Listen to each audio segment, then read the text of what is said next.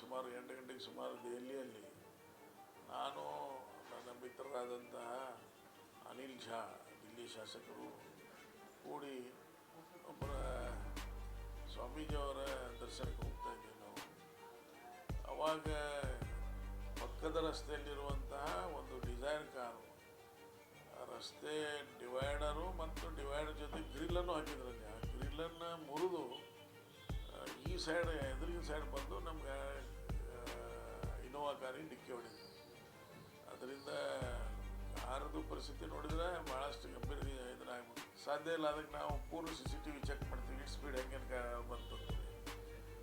ಅದು ಪವಾಡನ, ಅದು road cross ಆಗಿ ಈ ಕಡೆ ಬರೋದು ಪವಾಡನ, ಆಕ್ಸಿಡೆಂಟ್ ಆಗಿ ನೋಡಿದ್ರು ನಮಗೇನೂ ಆಗದೇ ಇರೋದು ಅದು ಒಂದು ಪವಾಡ. ಎಲ್ಲ ನಾರ್ಮಲ್, ಎಲ್ಲ ಸ್ಕ್ಯಾನ್ ಮಾಡಿದರು. ಆಮೇಲೆ ಇದು ಎಕ್ಸ್ರೇ, ಆಮೇಲೆ CT ಸ್ಕ್ಯಾನ್ ಅಂತೂ ಆಯ್ತು. ಎಕ್ಸ್ರೇ ಜೊತೆಗೆ ಏನು ಬಿಡಿಗೆ ಸೋನೋಗ್ರಫಿ, ಅವೆಲ್ಲ ರಿಪೋರ್ಟ್ ಎಲ್ಲ ನಾರ್ಮಲ್. ಸೀಟ್ ಬೆಲ್ಟ್ ಹಾಕಿದನೂ ಉಳಿದಲ್ಲ, ಎಲ್ಲಾರ ಹೋಗಿ ವಿನಾಯಿತಿ ಇದನ್ನ ಅದಕ್ಕೆ ಯಾರೋ ಕಾಳಜಿ ಮಾಡಬೇಡ್ರಿ, ಏನೂ ಆಗಿಲ್ಲ. ಆಕ್ಸಿಡೆಂಟ್ ಆಗಿದ್ದು ನೋಡಿದ್ರೆ ನಿಮಗೆ ಅನಿಸ್ಬೋದು ಅನೇಕ ವಿಚಾರಗಳು, ಆದರೆ ಆ ಥರ ಏನಿಲ್ಲ. ನಿಮ್ಮ ಆಶೀರ್ವಾದದಿಂದ, ದೇವರ ಆಶೀರ್ವಾದದಿಂದ, ತಂದೆ ತಾಯಿಯ ಆಶೀರ್ವಾದ.